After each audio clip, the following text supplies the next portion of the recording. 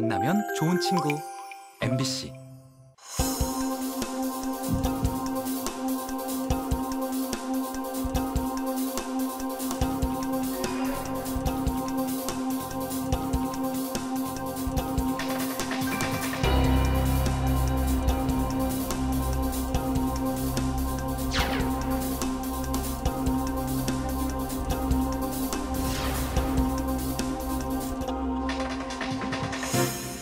(2024년) 새해가 밝았습니다. 새해 소망으로 가장 많이 바라는 것이 바로 건강인데, 그렇죠? 네. 살을 빼겠다 내지는 금연을 하겠다, 이 모든 게 어찌 보면 다 건강과 직결된 부분들 아닐까요? 맞습니다.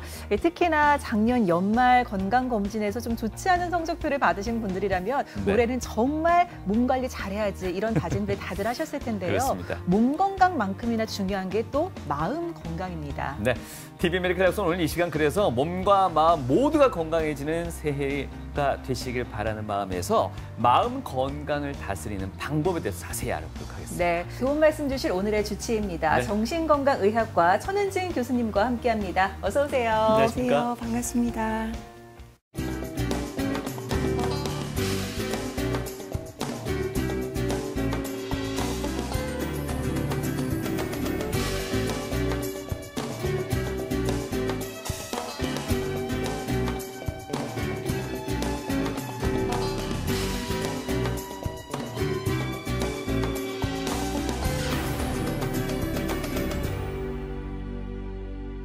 한국인들이 가장 많이 쓰는 외래어라면 과연 뭐가 있을까요? 워낙 많아서. 네. 바로 스트레스라고 합니다. 네. 예, 취업 스트레스, 육아 스트레스, 또 뭐 있을까요? 입시 스트레스. 모든 게 다 스트레스죠. 맞습니다. 네. 스트레스에 둘러싸인 생활을 할 수밖에 없는 현대인들인데요. 교수님이 사실 스트레스는 만병의 근원이라고도 이야기하는데, 몸과 마음 건강에 과연 이 스트레스가 얼마나 악영향을 미칠까요? 네. 네, 스트레스는 사실 꼭 나쁜 영향만 있는 것은 아닙니다. 예. 긍정적인 영향도 있어서 어떤 스트레스는 우리가 조금 긴장하게 해서 기억력을 올린다든지 집중력을 향상시키기도 합니다. 하지만 만성적으로 진행되는 스트레스가 가장 문제인데요. 네. 이런 경우에는 콜티졸이라는 우리 몸의 스트레스 호르몬을 분비시켜서 고혈압이라든지 당뇨라든지 비만이라든지 여러 그런 건강에 좋지 않은 질환들을 일으키게 됩니다. 그래서 우리가 스트레스를 잘 관리하시는 것이 중요하겠습니다. 네, 단기적인 스트레스는 도움이 될 수도 있다라고 네. 말씀해 주셨지만 이게 만성이 되지 그렇죠. 않도록 틈틈이 관리를 하셔야 될 것 같은데, 예전에만 해도 조금 우울증이 있다, 마음의 병이 있다면은 조금 쉬쉬하는 분위기였던 것 같습니다. 하지만 요즘은 좀 분위기가 바뀌면서 이 마음의 병을 털어놓는 연예인분들도 많이 맞습니다. 계시고, 또 예. 일반인들을 상담으로 하는 그런 정신 상담 프로그램 이런 것들도 많아졌는데, 네. 실제로 교수님을 찾아오는 환자분들 예년에 비해서 좀 많이 는 것 같습니까? 네, 많이 늘어난 것 같습니다. 네. 과거에는 이제 편견 때문에 또 정신과 문제는 의지의 문제니까 내 네. 스스로 해결해야 된다, 이런 그렇죠. 생각 때문에 정신과를 방문하기를 꺼려하시는 분들이 많았던 것 같습니다. 하지만 이제 코로나를 거치면서 코로나 블루로 또 외래를 더 많이 찾게 되기도 했고요. 또 마음의 면역이 떨어지면 우리 몸이 아플 때 찾듯이 정신건강의학과를 찾을 수 있다라고 생각하는 분도 늘어나고 있는 것 같습니다. 현대인들이 겪고 있는 마음의 병은 참으로 다양한데요. 그중에서도 오늘은 우울증, 그리고 강박증, 그리고 공황장애에 대해서 알아보고 극복법까지 함께 배워보도록 하겠습니다. 그에 앞서서 일단 정신건강의 이 개념부터 먼저 한번 알아볼까 합니다. 교수님, 사실 이 정신건강이라는 개념은 학자들마다 참으로 다양하게 정의 내리고 있지 않습니까? 프로이드는 일하고 사랑할 수 있으면 건강한 것이다라고 하였거든요. 프로이드 사후 벌써 87년이 지났지만 간결하면서도 굉장히 중요한 내용을 다 담고 있는 내용인 것 같습니다. 네. 또 다른 정신건강의학과 의사인 조지 베일런트는 정신적으로 건강한 사람이 자기 실현을 하고 미래지향적이다. 자기의 욕구와 감정을 알아차릴 수 있고 정체성이 확립되어 있어야 한다. 또 사회적인 지능이 발달되어서 타인의 감정을 잘 알아차릴 수 있고 어떤 스트레스를 받았을 때 회복할 수 있는 회복 탄성이 좋아야 된다라고 말을 하였습니다. 네. 그래서 감히 제가 또 정신건강에 대해서 한번 나름대로 생각을 해보았는데요. 네. 단순히 정신질환이 없는 것을 의미하지 않고 또 결점 없이 완전 무결한 상태를 의미하지도 않는 것 같습니다.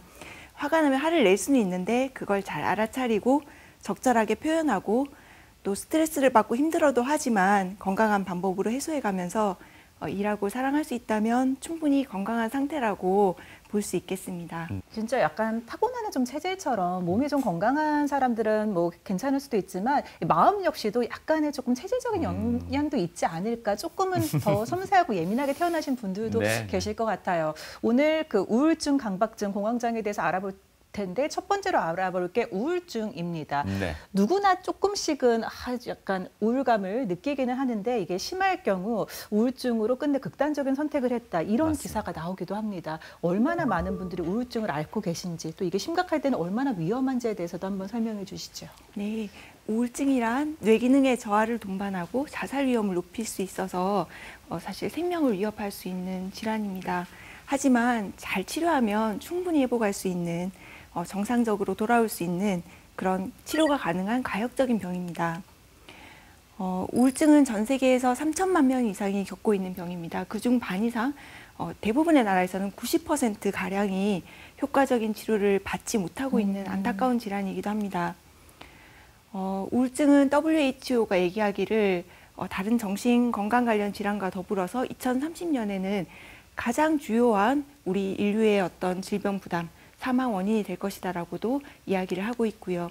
우리가 흔히 생각하기에 상당히 어려운 병이라고 알려져 있는 당뇨라든지 심근경색이라든지 폐질환 이런 것들보다도 더 사회적인 수행 능력을 많이 떨어뜨리는 질환으로 알려져 있습니다. 네. 우울증은 마음의 병이기도 하지만 신체에도 상당히 큰 영향을 미치거든요. 그래서 우울증을 앓지 않는 경우에 비해서 우울증이 있으면 심근경색 발병 위험이 5배나 증가하고요. 노년층에서도 우울증을 앓는 경우에 사망률이 이만큼 증가하는 것을 보실 수가 있습니다. 심근경색이란 부분은 어떻게 좀 추가 설명할 수가 있을까요? 우울증을 앓고 있다 보면은 이 자체가 우리 몸에 많은 변화를 일으킵니다. 예. 그 중에서는 생리 기능 조절하는 부분에 어떤 기능이 떨어지기도 하거든요. 이런 것들이 우리의 몸의 스트레스에 대한 반응들을 다르게 만들어서 심근경색 같은 그런 순환기 장애를 일으킬 수도 있습니다. 네.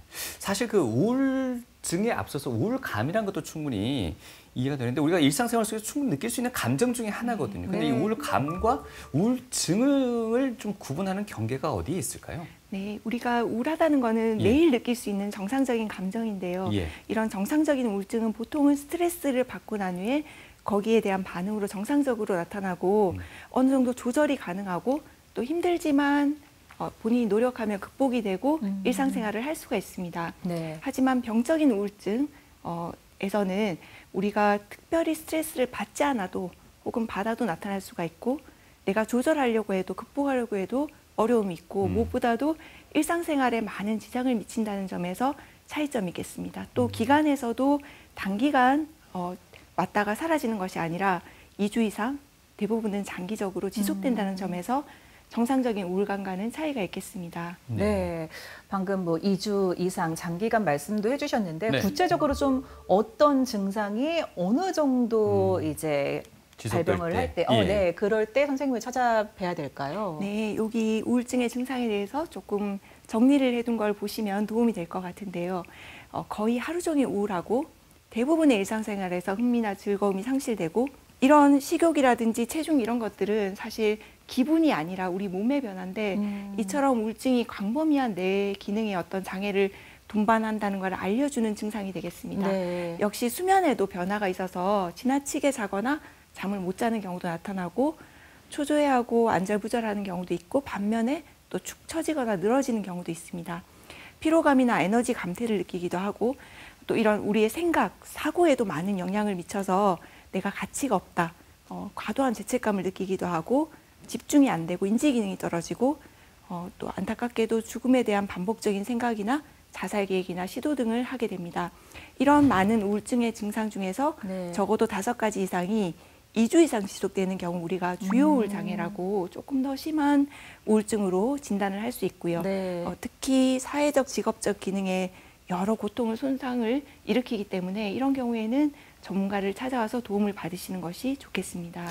뭐 말씀은 5가지, 10가지 중에 5가지 말씀하셨는데 현대인들이라면은 한 5가지 정도는 충분히 선택할 수 있지 않을까 하는 느낌도 드는데 실제 내원하시는 환자들 같은 경우에는 어떻습니까? 그 정도가 다른 것 같아요. 물론 어려움이 있으시겠지만 외래로 찾아오시는 분들의 어떤 그 기분의 색깔이라고 할까요? 기분의 그런데 색깔. 네, 우리가 매일 기분이란 거는 변동이 있고 색깔이 달라질 수 있습니다. 하지만 외래 찾아오실 정도의 어떤 우울증을 갖고 계신 분들은 훨씬 더 그 깊이가 깊고 좀 오래 지속됐다는 느낌을 저는 받는 것 같습니다. 어떻습니까? 찾아오시는 환자분들 가운데는 노인층도 좀 많이 늘어났나요? 네, 고령화 사회에 상당히 영향을 많이 미치고 있습니다. 있나요? 네, 예. 영향을 많이 미치는 것 같습니다.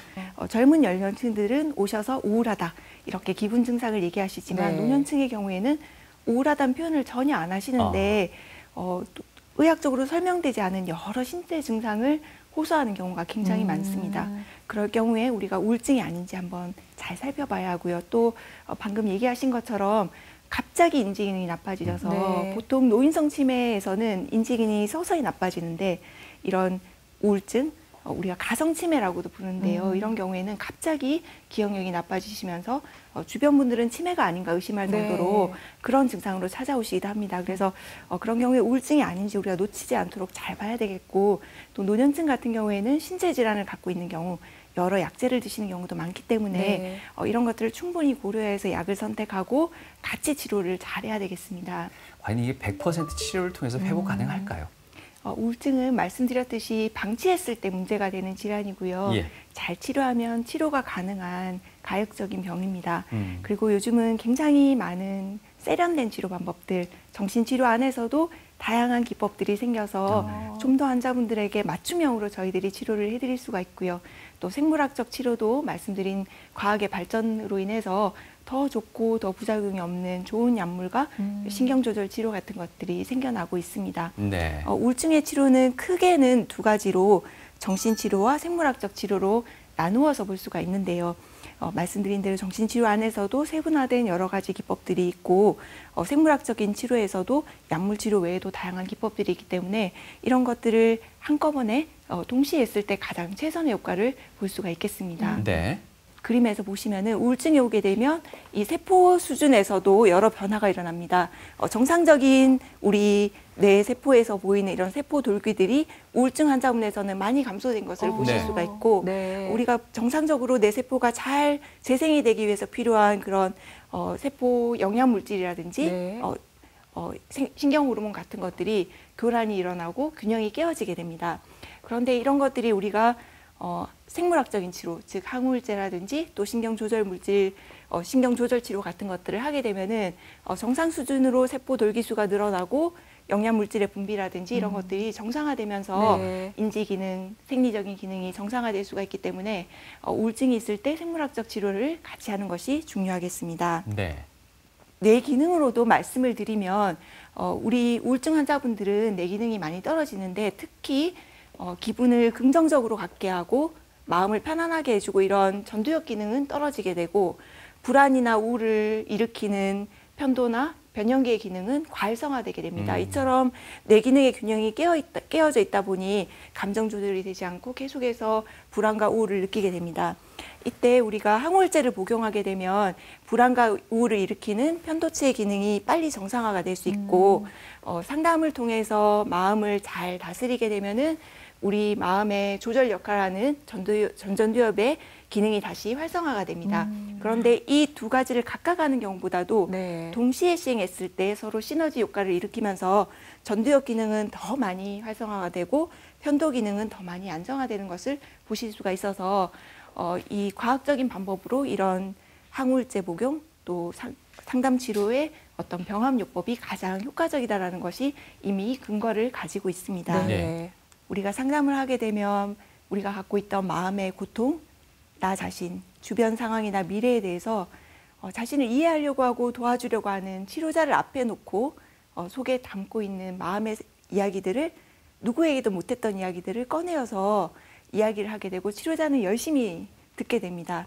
그러면 혼자서 갈등하고 혼자서 고민하던 때보다 훨씬 상황들을 객관적으로 보게 되고 이야기를 해보니까 내가 생각한 것보다는 훨씬 더 괜찮구나, 네. 방법이 있구나 네. 이런 긍정적인 생각을 하게 됩니다. 네. 치료자는 내가 이걸 더 잘하니까 이 환자한테 이걸 가르치겠다 이런 마음으로 절대 접근하지 않습니다. 언제나 환자는 옳다라고 생각하고요. 판단하지 않고 있는 그대로 받아들이고 경청하려고 노력을 하게 됩니다. 네, 우울증을 치료하는 방법들에 대해서도 이야기를 해주셨는데 이건 제가 조금 개인적으로 궁금한 건데요. 네. 우울증이라는 거는 사실 뭐가 딱 어떤 원인이 있다 이렇게 보기는 조금 어려운 거잖아요. 일반적인 병 같은 경우에는 이제 의사와 환자의 이제 신뢰가 되게 중요하고 이제 그분과 이렇게 계속 신뢰관계를 유지하면서 이제 병의 상황을 보는데 우울증 같은 경우는 나랑 좀 잘 맞는 선생님을 찾는 것도 혹시 도움이 될까 아니면 한 선생님을 좀 믿고 가는 게 도움이 될까 그것도 좀 궁금합니다. 두 가지 모두 도움이 되는 것 같습니다. 네. 말씀하신 대로 그 어떤 병보다도 우울증, 마음의 아픔 같은 경우에는 자기를 잘 이해해주고 자기와 잘 맞는 치료자를 만났을 때 좀 더 쉽게 편하게 마음을 털어놓고 위로도 더 많이 받을 것 같아요. 그런데 이런 치료 관계라는 것도 시간과 노력이 필요할 수 있습니다. 그래서 너무 섣불리 빨리 판단하시기보다는 좀 더 그런 시간을 들여서 마음을 열 수 있는 그런 여유를 가지시면 좋겠지만 환자분이 제일 중요하거든요. 네. 환자분이 무언가 어떤 이유로 나의 그 과거의 기억과 관련되어서 어떤 안 좋은 인상이나 이런 것들이 있으실 수도 있잖아요. 그렇다면 당연히 이제 치료자를 바꿔볼 수도 있을 것 같아요. 환자분의 판단이 환자분이 원하는 거를 존중해 드리는 게 중요할 것 같습니다. 우울증과 조울증 그렇죠. 어떤 차이가 있는지 좀 궁금합니다. 우리가 통상적으로 얘기하는 우울증을 다른 말로는 당극성 우울증이란 표현을 쓰고요. 단극성. 예. 네, 조울증의 경우에는 양극성 장애라는 표현을 씁니다. 당극성 우울증은 계속해서 우울사파만 겪는 경우이고 조울증 같은 경우에는 우울사파가 있다가 한 번 이상의 조증사파를 겪을 때 저희들이 양극성 장애라는 표현을 쓰게 됩니다. 이 둘은 다른 질환이고 약물 치료라든지 이런 치료적인 접근이 달라질 수 있습니다. 그래서 정확하게 감별 진단을 하는 것이 중요하고 진단에 맞는 전문적인 치료를 받는 것이 필요하겠습니다.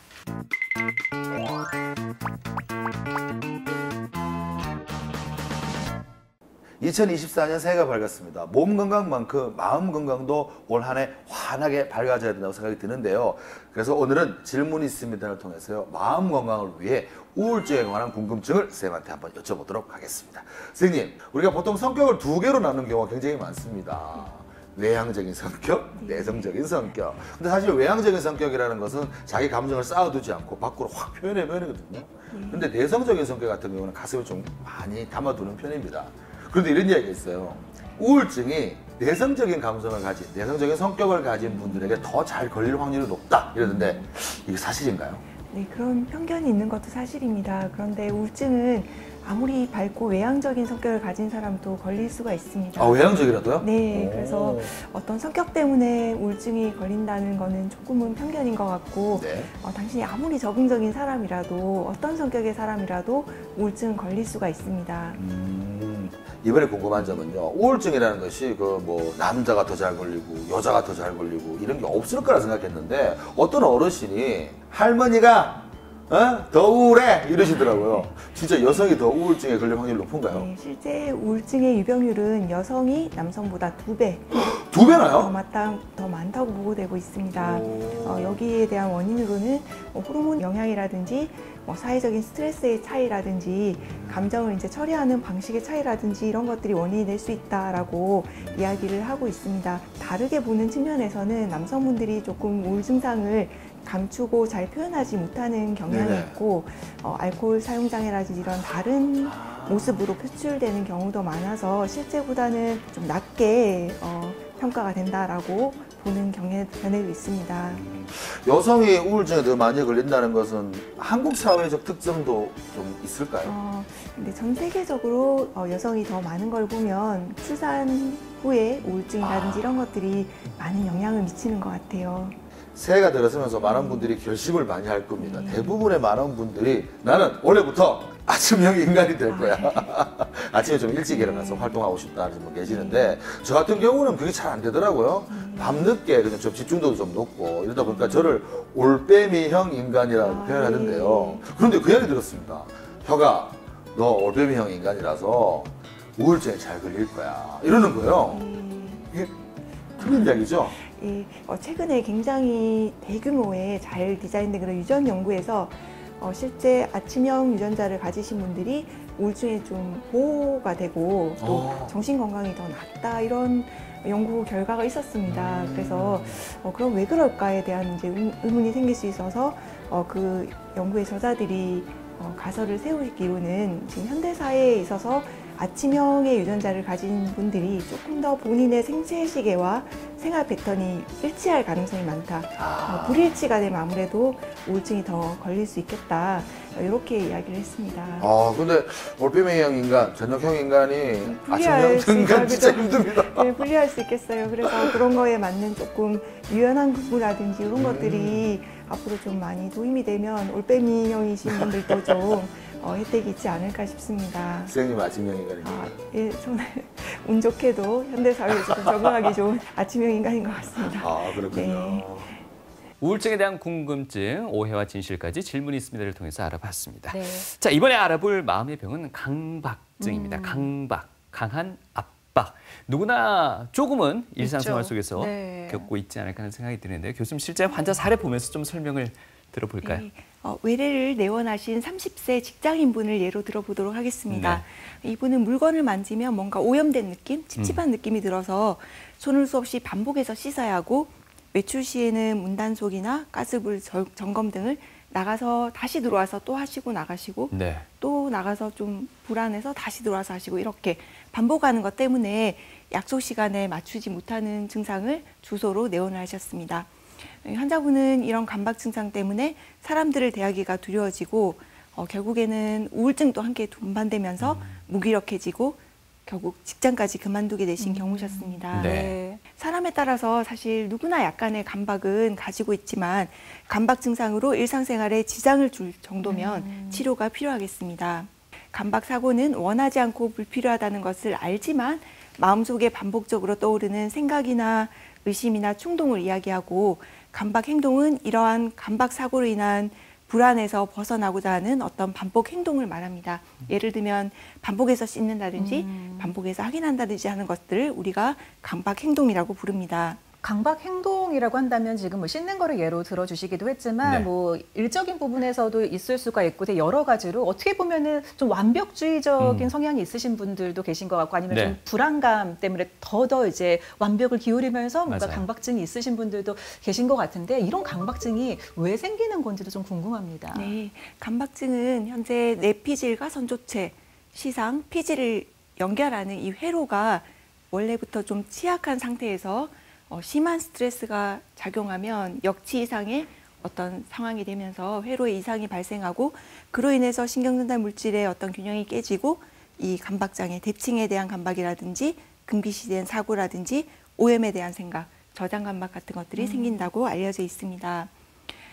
강박증의 원인은 다시 설명을 드리면 우리가 합리적으로 생각하는 그런 인지적인 기능은 떨어지고 불안을 일으키고 생각과 행동을 반복하게 하는 감정적인 뇌 기능은 과도하게 활성화된 상태입니다. 이 강박증 치료를 하려면은 결국에는 이 뇌회로 기능을 정상적으로 되돌리기 위한 노력을 하는 것이다라고 볼 수 있겠습니다. 중독은 내가 좋아하는 행위지만 계속 너무 지나치게 해서 이걸 안 해야지 하면서도 하게 되는 이 갈망이 깔려 있는 그런 행위이고 강박은 내가 이걸 싫어하고 하고 싶지 않지만 불안해서 반복하는 그런 차이가 있는 것 같습니다.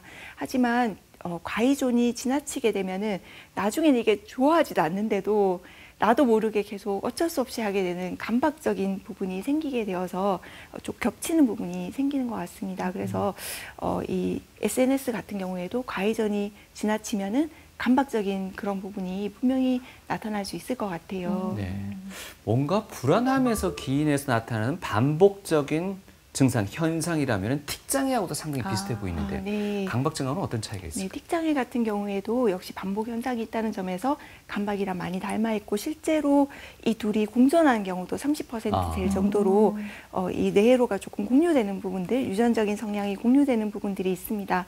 그렇지만 임상적으로 차이는 틱 같은 경우에는 행동, 운동, 혹은 음성 이런 것들이 반복되는 반면에 강박은 이 불안을 일으키는 생각이 있고 그 생각에 따른 어떤 반복되는 행위가 있다는 점에서 임상적인 어떤 양상의 차이가 있겠습니다. 네. 네. 또 이런 강박 같은 거는 이제 가족들이 같이 생활하다 보면 여러 가지 습관이 좀 담기 마련인데 그렇죠. 이런 게 또 가족력이나 유전 같은 게 있을 수 있을까도 궁금합니다. 있을 것 실제로 같기도 해요. 강박증은 가족력에 영향이 있는 질환이고 유전적인 영향도 많이 연구가 되어 있는 질환입니다. 하지만 정신건강의학과에서 100% 유전이란 건 없어서 이런 유전과 후천적인 환경이 이제 보태졌을 때 또 스트레스가 왔을 때 발병을 하는 것으로 알려져 있습니다. 네. 자, 그렇다면 과연 이 내 의지와는 상관없이 불안감이 느껴지고 반복적인 행동이 발생하는 이 강박증 네. 어떤 식의 치료법이 적용될 수 있을까요? 네, 먼저 약물 치료를 들 수 있겠습니다. 강박증의 가장 주된 치료 방법이고요. 비교적 고용량의 항우울제 투약이 필요하고 오히려 그 우울증보다도 좀 오래 호전을 기다려야 되는 장기적인 그런 호전을 위한 시간이 필요한 질환이 되겠습니다. 또 강박증의 주된 치료 방법으로는 우리가 인지행동 치료가 있습니다. 네. 사실 저희 말씀 주신 대로 강박증에 걸리지 않은 사람들도 자주 이상한 생각들을 하지만 이 생각에 크게 중요하게 여기지 않고 특별한 의미를 부여하지 않기 때문에 그냥 넘어갈 수가 있는데요. 반대로 강박증 환자분들은 이런 생각들을 매우 의미심장하고 중요한 것으로 생각을 합니다. 인지치료는 이런 중요하게 생각하는 생각들을 불안감이 덜 유발되도록 대안적인 설명을 발전시키고요. 또 행동치료를 같이 해서 강박사고가 발생할 때 강박행동으로 이어지지 않도록 하는 연습을 단계적으로 체계적으로 하게 됩니다. 여기서 우리가 많이 쓰는 기법이 두 가지가 있습니다. 노출법과 반응방지법입니다. 네. 노출법은 위험이나 두려움을 지니고 있는 대상을 접하고 직면해 보는 것입니다. 우리가 많이 두려움을 갖고 있지만 막상 계속해서 그것들을 노출을 하다 보면 나중에는 좀 둔해지고 무뎌지는 이제 그런 원리를 이용한 것이고요. 두 번째로 반응방지법은 노출로 인해서 불안이 증가되면 환자분들은 내가 해피행동을 해야지만 이게 사라진다고 느낍니다. 하지만 해피행동, 강박행동을 하지 않고 참았는데 불안이 사라지는 어떤 경험을 하다 보면 이게 학습이 되면서 내가 강박행동을 하지 않아도 이런 불안들은 사라질 수 있구나라고 그 새로운 인지가 생기게 됩니다. 이런 것들이 강박행동과 불안을 줄이는 데 도움이 되기 때문에 노출법과 반응방지법을 사용을 하고 있습니다. 네. 앞서 말씀드린 그 30세 직장인의 경우에도 인지행동 치료를 받으셨는데요. 어떤 경우에도 환자분들이 너무 이 치료로 부담을 느끼거나 오히려 불안해하신다면 안 될 것 같아요. 치료 초기에 환자분이 좀 마음을 편히 가지시고 무엇보다도 치료를 통해서 자신감을 회복하게 하는 게 굉장히 중요하거든요. 그래서 우리가 생각하기에 이것부터 해 이렇게 하는 게 아니라 본인이 느끼기에 그래도 요 정도는 내가 해볼 수 있겠어. 조금은 그래도 자신이 있어. 이런 것부터 먼저 이제 순차적으로 진행하는 게 좋습니다. 이분은 네.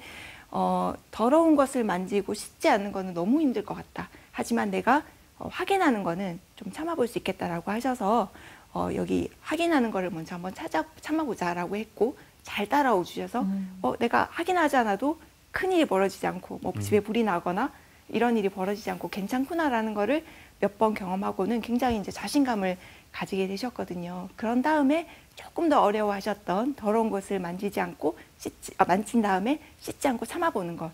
그 다음 단계로 시도를 해서 차츰차츰 이제 좋아지신 경우가 되겠습니다. 네. 강박증의 인지행동 치료를 하면서 저희들이 환자분한테 이제 말씀드리는 중요한 테마들이 몇 가지가 있습니다. 첫 번째는 불안은 강박행동을 하지 않아도 저절로 사라질 수 있다는 점입니다. 그 강박증을 갖고 계신 분들의 마음속에 박힌 어떤 그 고정관념은 내가 강박행동을 해야지만 이 불안은 사라진다는 네. 것이지만 인지행동 치료를 충분히 하고 나면은 내가 하지 않아도 시간이 지나면 저절로 불안은 사라지는구나라고 마음을 먹게 되고 그러면은 강박행동을 내가 통제하고 줄일 수 있구나라는 자신감을 갖게 됩니다. 또 한 가지는 생각은 생각일 뿐이라는 것입니다. 강박 사고 중에 이런 오류들이 있습니다. 내가 생각을 하면 그게 이루어질 거라는 건데요. 예를 들어서 사랑하는 사람이 다치는 생각만 해도 실제 그런 가능성이 높아질 거라고 믿는 오류, 네. 가능성이 높아진다는 오류. 또 한 가지는 나쁜 생각을 내가 하면 생각 이퀄 행동, 그러니까 그 행동을 한 것과 똑같이 나는 악하다라고 하는 이 두 가지 오류를 갖고 계신데요. 반복해서 말씀드리는 테마가 생각은 생각일 뿐이다. 생각은 행동이 아니다라고 이제 이야기를 드립니다. 다음으로 그 감박증에 많이 사용되는 생물학적 치료 기법 중에 최신 기법이 신경조절 치료입니다. 반복적 경두계 자기 자극술을 감박증 치료에 많이 사용을 하고 있는데요. 우리 MRI라고 하면은 방사능을 사용하지 않고 자기장을 이용해서 굉장히 안전하게 검사를 할 수 있는 방법으로 많이들 알고 계실 것 같아요. 그 똑같은 자기장을 사용하는데 진단을 위해서 전체적인 뇌에 자기장을 쬐는 것이 아니라 우리가 원하는 뇌 부위에 국소적으로 자기장을 쬐게 되면 우리가 그 해당 뇌 부위의 활성도를 조절할 수가 있습니다. 고주파를 쬐게 되면은 그 해당 뇌 부위의 기능이 활성화가 되고요. 네. 저주파를 쬐게 되면 안정이 됩니다. 근데 감박증 환자분 같은 경우에는 앞서 그런 감박 행동, 불안을 일으키는 뇌 부위가 지나치게 활성화되어 있다고 말씀을 드렸는데요. 네. 그 후에 이제 저주파 경두계 자기 자극술을 하게 되면은 해당 뇌 부위의 기능이 이제 굉장히 안정화가 되고 네. 다시 이 불안을 일으키는 뇌 부위가 차분해지는 것을 보실 수가 있습니다. 또 이 경두계 자기 자극은 마취가 필요 없고 입원이나 이런 것들이 필요가 없고요. 통증이나 이런 것들도 거의 없는 굉장히 안전하고 간편한 치료여서 환자분들이 직접 운전하고 와서 네. 잠깐 치료하고 스스로 다시 운전해 갈 수 있을 정도로 간편한 치료여서 지금 많이 또 시행이 되고 있습니다.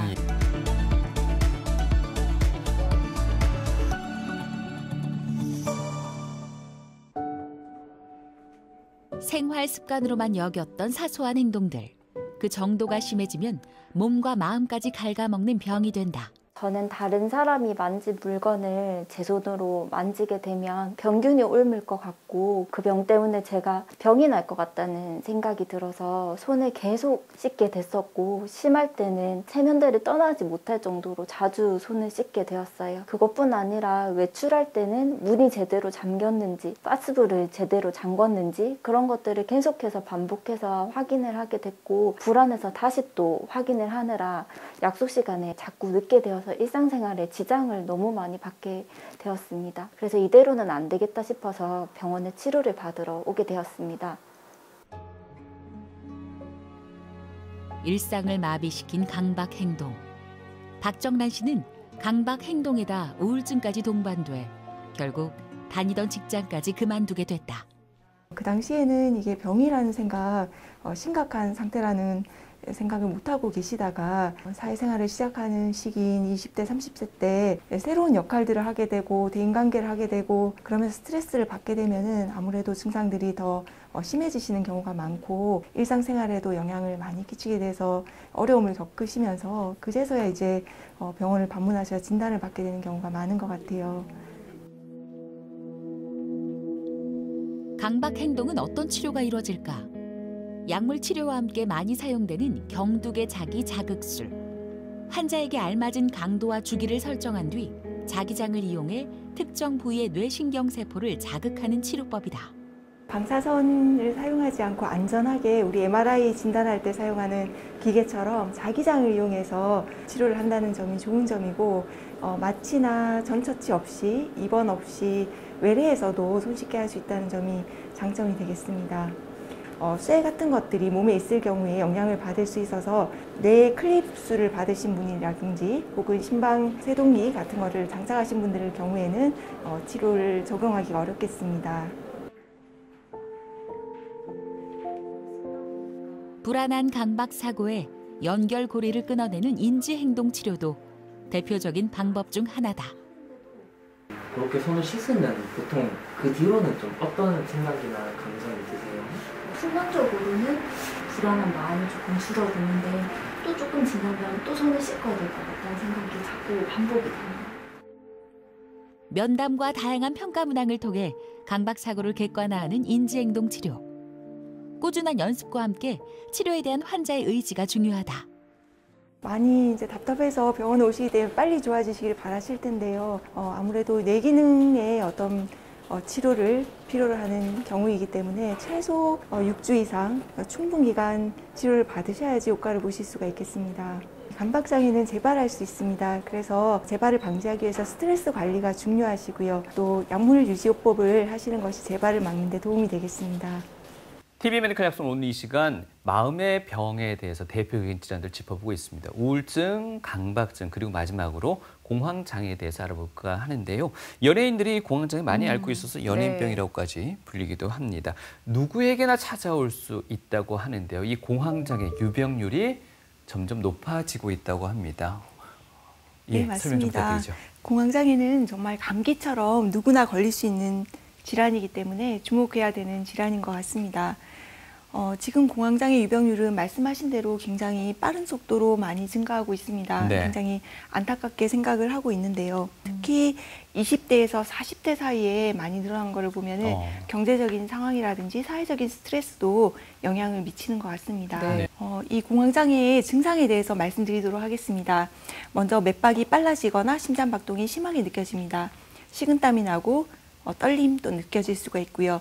숨이 막힌다 이런 표현들, 지식할 것 같다, 가슴이 답답하다, 토할 것 같다, 현기증을 느끼시기도 하고 손발 저림, 오한이나 얼굴이 달아오르는 것, 무엇보다도 죽을 것 같다라는 표현, 또 이인감, 내가 자제력을 잃어버릴 것 같다, 미쳐버릴 것 같다, 이제 이런 표현들을 많이 하십니다. 네. 우리 공황 발작은 이 13가지 중에서 4가지 이상이 발생할 때 진단을 내릴 수가 있습니다.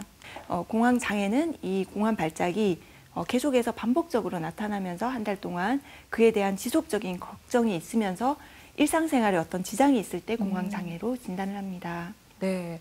앞서 이 진단 그 증상들 가운데서는 보면은 뭐 심장이 빨리 뛰고, 뭐 맥박이 빨리 뛰고, 뭐 숨이 가쁘고 이제 이런 것들도 증상이 있었는데, 네. 내가 공황장애가 올 리는 없다라고 생각을 하시고, 이거는 심장 기능이나 어떤 폐 기능에 혹시 뭔가 안 좋은 거 아닐까, 이렇게 오해를 또 하실 수도 있을 것도 같은데요. 네, 맞습니다. 많은 분들이 바로 정신건강의학과로 오시기보다는 네. 순환기내과나 호흡기내과에서 진료를 받으시고 이상이 없어서 오시는 경우가 많거든요. 물론 이제 많은 경우에 공황장애인 경우가 많지만 저희들이 처음 이런 공황 증상을 보이시는 경우에는 이 증상 자체만으로는 신체 질환과 감별이 어렵습니다. 방금 얘기 드린 그 순환기 증상 같은 경우에는 치료 시기를 놓치면 또 환자분한테 큰 피해를 줄 수가 있기 때문에 반드시 감별 진단, 순환기 내과나 폐질환을 보시는 내과에서 감별 진단을 위한 검사를 먼저 시행하고 거기서 이상이 없을 경우에 저희들이 공황장애로 진단을 하게 됩니다. 운전을 하다가 공황 증상이 오시면은 그 환자분들이 그거를 굉장히 위험한 상태라고 인지를 하십니다. 이거 또 공황이 오는 거 아니야? 이렇게 생각을 하시는 거죠. 그러면은 큰일 났다. 운전을 하다가 큰일 났다라고 걱정하고 공포감을 느끼고 공황의 어떤 신체 증상들, 심장 박동이 증가한다든지 호흡이 곤란해진다든지 현기증 같은 것들을 느끼게 되십니다. 그러면 이 느낌에 대해서 다시 또 부정적인 생각을 하시거든요. 이러다 죽을 수도 있겠다. 지식하는 거 아니야? 아무도 도와주지 않을 텐데 어떡하지? 이렇게 갖는 느낌들이 안타깝게도 다시 그 심장을 더 빨리 뛰게 하고 답답하게 만들어서 악순환을 불러일으키는 상태가 됩니다. 공황장애를 갖고 계신 분들이 갖고 있는 이 두려움이 있습니다. 벗어날 수 없다. 가슴이 뛰는 걸 보니 큰 병이 틀림없다. 이러다 죽을 것 같다. 위험하다. 조절할 수 없다라는 이런 생각을 하게 되는데 이 생각은 정상적으로 우리 몸에 불안 반응을 일으키게 되고 그 불안 반응은 생리 반응을 일으켜서 공황에서 나타나는 여러 신체 증상, 심장 박동수 증가, 식은땀, 손발 저림 같은 것들을 일으키게 되고 이 신체 증상은 다시 인지로 돌아가서 위험하다. 이 악순환이 되는 것이죠. 네. 그래서 이런 공황장애를 치료하는 방법들에 대해서도 많이들 궁금해하실 것 같습니다. 네. 공황장애에서는 이 단계별 치료가 필요한데요. 먼저 첫 번째 단계로는 약물 치료가 있겠습니다. 급한 불을 끄는 단계라고 할 수 있는데요. 환자분들 공황장애 처음 앓으시면 너무너무 고통스러워 하시거든요. 그래서 최대한 빨리 고통에서 벗어나게 해드리는 게 중요하기 때문에 1단계에서는 약물 치료를 하게 됩니다. 두 번째 단계에서는 인지행동 치료를 병행하게 되는데요. 환자분이 이제는 조금은 고통으로서 벗어나게 되셨다면 우리 물에 빠진 환자분한테 수영을 하라고 배우라고 할 수는 없지만 이제 건져낸 다음에는 우리가 다음에 빠졌을 때 살아남을 수 있는 방법을 가르쳐 드리듯이 수영을 이제 가르쳐 드리는 거죠. 물에 다시 빠져도 살아남을 수 있게. 그 다음에 나중에는 약을 끊고 불안을 스스로 조절할 수 있는 단계, 마지막으로는 이제 치료가 완성돼서 공황장애가 극복되는 완치되는 단계까지 이렇게 단계별 치료가 이루어지게 됩니다. 3단계입니까? 약을 끊고 불안을 조절하는 3단계 말씀해 주셨는데 약을 끊는다는 게 이게 과연 쉬운 일인가요? 이런 질문 쉬운 일은 아닙니다. 예. 하지만 이 2단계에서 그냥 약만 계속 먹게 되면은 어쩌면 약을 끊는 게 좀 어려우실 수도 있습니다. 그렇다고 불가능한 건 아니고 약을 끊는 방법들도 저희들이 또 알려드려서 서서히 줄이면 가능은 하지만 그래도 더 성공적인 단약을 위해서 인지행동 치료를 병행하게 되면은 말씀드렸듯이 수영을 배웠기 때문에 내가 살아남을 수 있다는 자신감이 생겼기 때문에 훨씬 쉽게 약을 끊으실 수가 있겠습니다. 네. 인지치료는 증상을 악화시키고 영향을 미치는 그 두려움에 대해서 과연 이 두려움이 합리적인 것인지를 살피게 됩니다. 근거 없는 막연한 두려움, 우리가 사실 그 정보를 모으고 상황을 알게 되면 어쩌면 그렇게 큰 일이 아닐 수도 있는데 그냥 내 마음에 담아두고 막연하게 두려워할 때 가장 이 공포감이 무시무시하게 커지는 것 같아요. 오히려 이런 근거 없는 막연한 두려움이 위험하다는 생각을 더 하게 되고 그것이 또 증상을 악화시키는 것이 아닌지를 살피게 됩니다. 공황장애 치료에 있어서 인지행동 치료는 공황장애에 대해서 불편하지만 위험한 것은 아니다라는 것을 깨닫게 됩니다. 또 하나는 극단적이고 끔찍한 결말을 생각하는 우리가 파국화 혹은 재앙화라고도 하는 그런 사고 습관을 전환시키고 더불어서 저희들이 호흡 연습도 합니다. 불안이 느껴질 때 우리 한숨 쉬듯이 혹은 숨쉬기 운동하듯이 깊고 느린 복식 호흡을 하면 방금 얘기 드린 공황에 나타나는 그런 위험 경보에 따른 신체 반응이 중화가 되면서 심장 박동수가 정상화되고 마음도 편안해지고 식은땀도 이제 더 이상 나지 않고 이런 몸의 반응들이 점점 편안해지는 것을 경험하시게 됩니다. 공황에 대처하는 여러 가지 기법들을 우리가 알려드릴 수가 있는데요. 방금 말씀드린 멈춰서 호흡하기, 천천히 한숨 쉬듯이 숨 쉬는 방법, 또 나에게 지금 잘하고 있다, 금방 괜찮아질 거야, 지나갈 거야 이런 이야기를 해주는 거, 또 혼자 괴로워하시지 않고 친구나 가족에게 또 치료자에게 도움을 청해 볼 수도 있겠고 공황을 앓고 계시는 분들을 보면은 이 신체 반응에 너무 집중을 하시는데요. 다른 쪽으로 자꾸 주의를 전환해서 책을 읽거나 경치를 보거나 이런 것들도 도움이 되겠습니다. 또 공황장애를 재발하는 데 있어서 내가 아까 말씀드린 수영을 할 수 있어 라고 하면은 물을 두려워하지 않듯이 공황 증상 내가 조절할 수 있어 라고 생각하는 것만으로도 반은 나았다. 공황 발작을 획기적으로 줄일 수가 있습니다. 인지행동 치료를 통해서 스스로 자신의 증상을 자각하고 대처할 방법을 익히게 된다면 투약 중단 이후에도 재발 가능성이 현저하게 떨어지게 됩니다. 사실 교수님 말씀을 들어보면 육체적 질환도 또 이 정신적 질환도 모두 공이 개인의 회복과 재활을 위한 의지가 필요하다는 공감을 하겠는데 어찌 보면 정신적 질환, 마음의 병이 더 많은 본인의 의지를 요구하는 게 아닌가 하는 생각도 들고요. 그게 어찌 보면 환자들을 더 힘들게 만들지는 않나는 생각도 드는데 어떻게 생각하십니까? 네, 저희 환자분들이 가장 마음 아파하는 말씀 중에 하나가 네 의지에 달렸다라는 표현인데요. 우울증도 그렇고 공황장애도 그렇고 감박장애도 그렇고 뇌 기능의 간범위한 변화를 동반하는 뇌 질환입니다. 그래서 어느 정도 치료가 되어서 재활 단계에서는 본인의 의지가 발휘되는 게 중요하겠지만 초기에서는 의지를 혹은 노력을 발휘하지 않아서 병이 낫지 않는 것이 아니라 질환 때문에 힘들어하시는 경우들이 대부분이거든요. 그래서 그때는 전문적인 도움, 약물 치료라든가 생물 치료 또 가족들의 도움 같은 것들이 무엇보다 필요하고 치료가 이제 어느 정도 되어서 재활 단계에서는 환자분들의 의지가 발현이 될 수가 있는 것 같습니다. 네. 자, 어쨌든 앞서 설명해 주셨던 여러 가지 마음의 병을 치료함에 있어서 최근 들어서 각광받는 치료법이 또 하나 있다고 합니다. 바로 마음 챙김 명상이라고 하는데요. 구체적으로 어떤 내용입니까? 치료적으로 이용되는 이 마음 챙김 명상은 어떤 종교에 속한 것이 아니고요. 현재의 경험과 마음을 연결시키는 훈련을 하는 것에 집중하고 있습니다. 자신의 행동에 대해서 주의를 기울이지 않은 채 무심코 그냥 자동화된 상태로 내버려 두면은 우리가 주로 과거나 미래와 관련된 침습적이고 반추적인 사고방식으로 이어지게 되어서 결국에는 마음을 고통스럽게 하는 그런 습관적인 대처 방식의 반복을 낳게 됩니다. 그래서 이 마음 챙김 명상은 이런 의도적으로 마음에 주의를 기울이는 훈련을 해서 떠돌아다니는 수많은 생각을 줄이는 데 도움을 줄 수 있다고 합니다.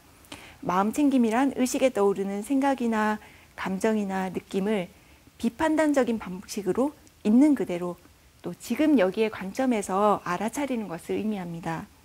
이 명상까지는 아니더라도 일상생활에서도 이 마음 챙김의 자세를 배양할 수 있는 태도와 행동들이 도움이 될 수가 있습니다. 성급한 결론을 내리지 않은 채 자기 자신의 경험을 있는 그대로 알아차리는 것도 도움이 되고요. 또 모든 것들이 각자 나름의 속도로 진행되어 가고 있다는 것을 있는 그대로 내버려 두는 것도 좋겠습니다. 또 자신이 가진 선입견이나 지식에 매몰되지 않고 새로운 다양한 가능성을 수용하는 것이 도움이 됩니다. 또 자신을 믿는 것도 도움이 되고 애쓰지 않는 것, 모든 것을 지금 여기 있는 그대로 바라보고 받아들이는 것들이 이 마음 챙김의 자세를 배양할 수 있는 자세와 태도가 되겠습니다. 다음으로는 대한신경정신의학회에서 제안하는 정신건강을 지키는 10가지 수칙이 되겠습니다. 첫 번째로는 긍정적으로 세상을 본다. 두 번째로는 감사하는 마음으로 산다. 세 번째로는 반갑게 마음이 담긴 인사를 한다. 네 번째로는 하루 세 끼 맛있게 천천히 먹는다. 너무 이거는 몸에 좋고 이거는 몸에 나쁘고 이런 따지기보다는 건강한, 대체로 건강한 음식으로 좋아하는 사람들과 맛있게 천천히 먹으면 좋을 것 같고요. 상대의 입장에서 생각을 해보고 칭찬을 많이 하고 또 급하게 가시기보다는 약속 시간에 여유 있게 가서 기다리고 일부러라도 웃는 표정을 짓고 원칙대로 정직하게 살고 때로는 이제 손해볼 줄도 아는 것이 도움이 된다고 합니다.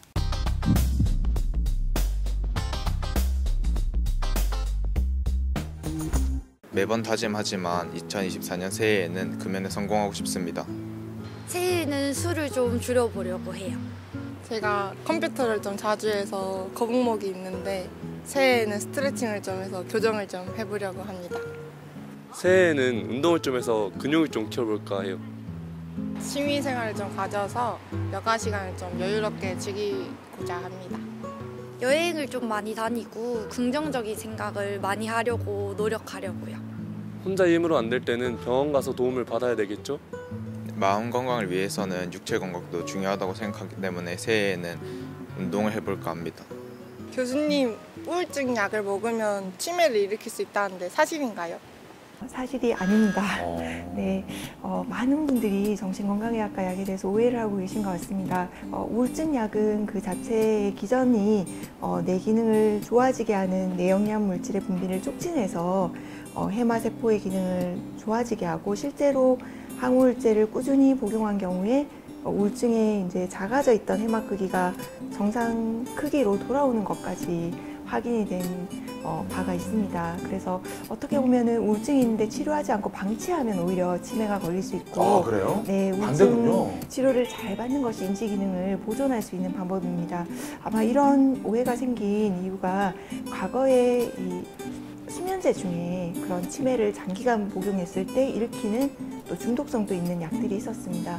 그런 약들에 대한 오해가 우울증 약을 먹으면 치매가 생긴다 이렇게 조금 마전이 된 것 같습니다. 네. 그 약은 지금은 뭐 네, 거의 처방하지 사용을 않고. 안 하고 수면제 같은 경우는 아주 소량을 단기간 사용하는 것이 좋은데 장기간 무분별하게 사용하게 되면은 인지 기능에 안 좋은 영향이 있을 수 있습니다. 이번에는요, 마음 건강에 관한 시청자 사연들을 모아봤습니다. 선생님, 20대 직장인의 사연입니다. 이분이요, 불면증 때문에 수면제를 먹어야 겨우 잠이 든다고 하네요. 그런데 최근에 우울증까지 생겨가지고요, 약을 처방받았다고 합니다. 같이 복용하고 있는데 수면제랑 우울증 약을 같이 먹어도 괜찮은지 너무 걱정하고 있거든요. 선생님, 솔루션이 필요합니다. 걱정이 많이 되실 것 같습니다. 네. 괜찮습니다. 아, 괜찮아요? 저희들이 전문가들이 약을 처방할 때는 약과 약 간의 상호작용, 서로 충돌하는 것이 없는지를 충분히 이제 고려해서 약을 처방하기 때문에 괜찮습니다. 그런데 수면장애의 근본 치료는 수면제가 아니거든요. 수면장애의 근본 치료는 사실은 수면과 관련된 행동을 조절하는 거라든지 혹은 수면장애에 일으킨 근본 원인, 이 경우 같으면 우울증일 수도 있겠는데요. 네. 그런 근본 원인 질환을 치료하시는 것이 수면장애의 제대로 된 치료가 되겠습니다. 수면장애 치료를 위해서 수면제를 먹는 것을 권하지는 않고 싶거든요. 네, 그거는 이제 임시 방편으로 너무 괴로우시기 때문에 네. 다른 치료의 효과를 기다리는 동안 단기간 꼭 필요한 만큼만 사용하는 것이 좋겠습니다. 그렇군요. 이번 사연은 30대 직장 여성인의 사연입니다. 얼마 전 회사 엘리베이터의 오작동으로 인해서요, 몇 분간 갇혀 있었다고 합니다. 저도 그런 경험이 있는데요. 식은땀이 나고 숨도 잘 안 쉬어지고요. 너무 공포스러웠다고 해요. 평소에 폐쇄 공포증도 없는데 왜 이런 증상이 생기는지, 혹시 공황장애가 아닌가 걱정하고 있습니다. 선생님, 진단이 좀 필요한 것 같은데. 많이 놀라고 힘드셨을 것 같은데. 저는 한 1분 정도 안 됐는데도 굉장한 공포심을 느꼈습니다. 네, 이 경우에 만일에 이 여성분께서 엘리베이터를 탈 때만 혹은 엘리베이터를 볼 때만 어떤 불안이나 심한 어떤 공황 증세를 느끼신다면 특정 공포증 혹은 폐쇄 공포증 같은 것들을 우리가 의심을 해볼 수 있겠습니다. 하지만 엘리베이터를 탈 때가 아닌 그냥 평소에도 공황 발작이 시도 때도 없이 생긴다든지, 또 공황장애가 생길까 두려워서 일상생활에 지장이 생긴다든지, 이런 경우에는 공황장애가 발생한 것으로도 볼 수도 있습니다. 근데 엘리베이터에서 갇혀서 그 다음에 엘리베이터를 보는 것만으로도 공포를 느낄 사람 있어요? 네네, 특정 공포증이라고 해서 어떤 그 대상 자체에 대해서 공포증이 생겨버리신 경우거든요. 네, 두 경우 모두 이제 치료가 필요한데요. 그 두 가지를 잘 감별해서 적합한 치료를 받으시는 게 좋겠습니다. 네, 2024년 새해를 맞이해서 이 마음 건강 챙기는 방법에 대해서 함께 이야기를 나눠봤습니다. 네. 교수님, 끝으로 또 함께 하신 우리 시청자분들께 마지막 당부하고 싶으신 말씀 부탁드릴게요. 네, 오늘 여러 정신건강증진법에 대해서 말씀드렸습니다. 근데 저 중에 나한테 맞는 방법이 없다거나 또 실천하기가 너무 어렵다는 분들도 계실 것 같아요. 사실 저도 말씀은 드렸지만 반도 실천을 못하는 것 같아요. 그래서 못한다고 절대 자책하지 마시고 한두 가지만이라도 적용을 해보시면 좋을 것 같고, 그렇게 적용한 다음에는 잘하고 있다고 본인을 또 칭찬을 해주시면 좋을 것 같습니다. 네, 알겠습니다. 프로야구에서요, 타격의 신이라고 하는 양준혁 선수가 프로 통산 타율이 3할 1푼 6리밖에 되지 않습니다. 이에 다시 말하자면요, 100% 완벽하게 해내겠다는 그 열정도 중요하지만 사실 30%만 잘 해내도 잘했다는 평가를 충분히 받을 수 있거든요. 맞습니다. 그런 측면에서 긍정적인 생각, 유연함을 갖고자 하는 노력이 필요할 것 같습니다. 네, 너무 급하게 서두르지 마시고요. 하나하나 차근차근 올 한 해 또 세우신 계획이 있다면 천천히 그 소망 이뤄가시는 것도 좋을 것 같습니다. 더불어서 혼자서 이거를 앓기는 너무 힘들다 하시는 분들 주저하지 마시고 또 이렇게 정신건강의학과 선생님을 찾아뵙는 것도 좋을 것 같습니다. 네, 지금까지 유익한 말씀 주셨습니다. 정신건강의학과의 천혜진 교수님과 함께했습니다. 말씀 고맙습니다. 고맙습니다.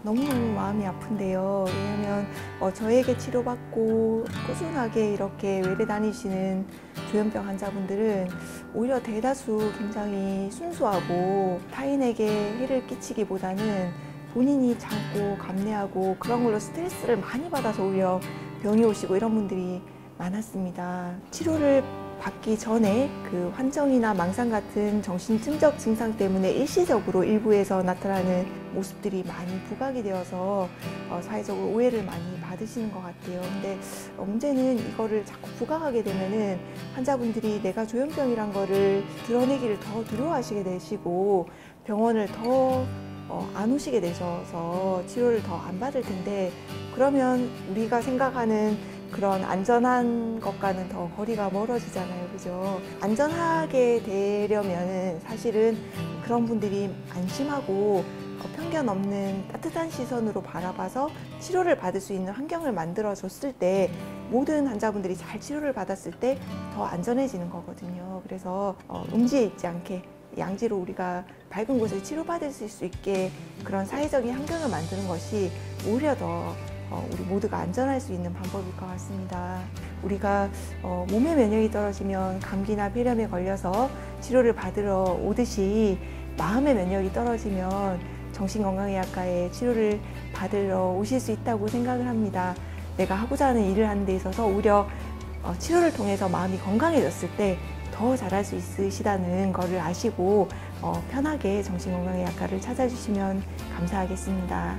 2024년 새해에 몸의 건강뿐만 아니라 마음의 건강도 잘 챙기셔서 더 행복하고 충만한 한 해가 되시기를 기원하겠습니다. 감사합니다. 네.